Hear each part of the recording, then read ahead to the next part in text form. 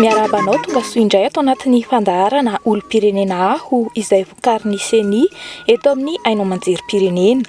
Tamin'ny fandaharana farany isika dia niresaka ny mahazava-dehibe ny fifidianana loholona sy ny mampiavaka izany eo amin'ireo fifidianana hafa rehetra misy eto amin'ny firenena.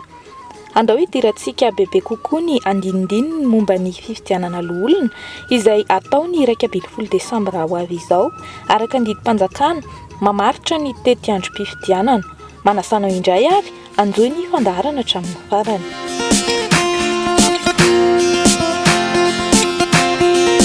Ireto avy ireo daty manan-danja ao anatin'ny tety andro mpifidianana loholona izay ho tanterahana ny zoma 1 Desambra ho avy izao.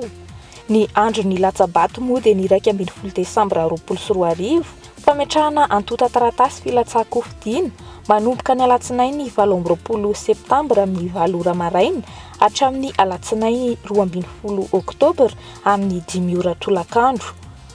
Ny famoahan'ny CENI ny listra ofisialin'ireo kandida kosa dia ny alakamisy 20 Oktobra 2024 farafahatarany. Ny vanim-potoanan'ny fampielezan-kevitra dia ny alakamisy 17 Novambra 2024 amin'ny 4 ora maraina hatramin'ny alarobia 7 Desambra 2024 misasakalina. Ny famoahan'ny CENI ny listra ireo biro mpifidianana dia ny alarobia 7 Desambra farafahatarany.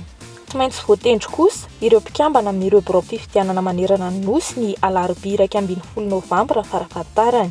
Ny fandrafetana ireo mpikambana eny anivon'ny sampana mpanisa vato na ny SRMV dia ny alakamisy 1 Novambra 2024 farafahatarany. Amoaka ny voka-pifidianana vonjomaika isaky ny faritany kosa ny rafitry ny CENI misahana izany 7 andro farafahatarany aoriany araisana ireo antota taratasin-datsabato avy amin'ny SRMV.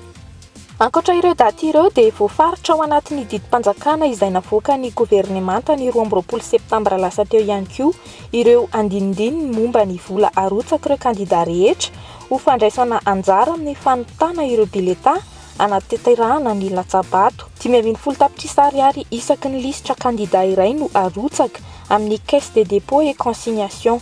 Ireo amin'ny ankapobeny no votoantin'ireo didim-panjakana anatanterahana ny fifidianana loholona. Ny antota taratasy modely isan-karazany mila fenoina ho an'ireo izay mila izany moa dia efa azo jerena eny amin'ireo peta-drindrina isaky ny ratsamangakany CENI na ihany koa azo jerena ao amin'ny tranokalan'ny CENI www.ceni-madagascar.mg. Ny pejy Facebook ny CENI Madagasikara ihany koa dia anasana ianao tsy tapaka ny fanarana izany ho an'ireo vaovao sy tsara ho fantatra rehetra manodidina ny fifidianana.